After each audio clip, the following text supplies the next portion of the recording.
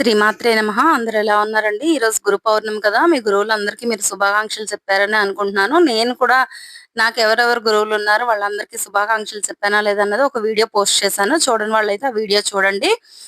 ఈరోజు బెండకాయ ఫ్రై, రసం పెట్టానండి లంచ్‌లోకి. బెండకాయ ఫ్రై జిగురుగా వచ్చేస్తుందని ప్రతి ఒక్కళ్ళు అనుకుంటారు. కర్రీ చేసినా కూడా కాస్త జిగురుగానే ఉంటుందని అనిపిస్తుంది కదా! ఆ జిగురు పోయి బెండకాయ ఫ్రై విడివిడిగా చాలా బాగా రావాలి. టేస్ట్ కూడా బావుండాలి అనంటే, ఇలా బెండకాయలు చిన్న చిన్న ముక్కలు కోసి కొంచెం ఆయిల్ వేయండి. ఎక్కువ ఆయిల్ వేసేయకండి. ఒక 3, 4 స్పూన్‌ల ఆయిల్ వేసుకొని, బెండకాయ ముక్కలు అందులో వేసి ఒక 5 నిమిషాలు మూత పెట్టి సిమ్‌లో పెట్టి కాస్త వేయించుకోండి. ఇవి ఈ మాత్రం వేగిన తర్వాత ఇందులో మెయిన్ ఇంగ్రీడియెంట్ మీరు జిగురు రాకుండా వేయాల్సింది ఏంటి అంటే నిమ్మ చెక్కండి. చిన్న సైజు నిమ్మ చెక్క తీసుకొని ఈ నిమ్మరసం ఈ బెండకాయ కూరలో వేయండి. మీకు టేస్ట్ ఏమీ మారదు. కూర పులుపుదనం అనేది రాదు. ఇంకా టేస్ట్ ఇంక్రీజ్ అవుతుంది కూడా. చాలా చాలా బావుంటుంది. ఒకసారి ట్రై చేయండి. నేనెప్పుడు ఇలానే చేస్తాను బెండకాయ ఫ్రై చేసినప్పుడు.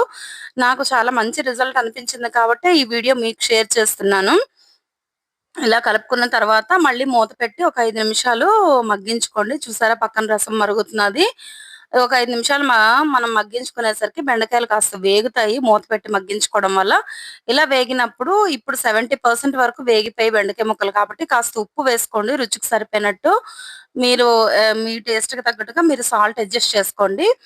ఉప్పు వేసుకొని మరొకసారి మూత పెట్టి మరొక 5 నిమిషాలు వేయించారంటే పర్ఫెక్ట్‌గా బెండకాయ ఫ్రై జిగురు లేకుండా రెడీ అయిపోతుందండి. చాలా చాలా బావుంటుంది.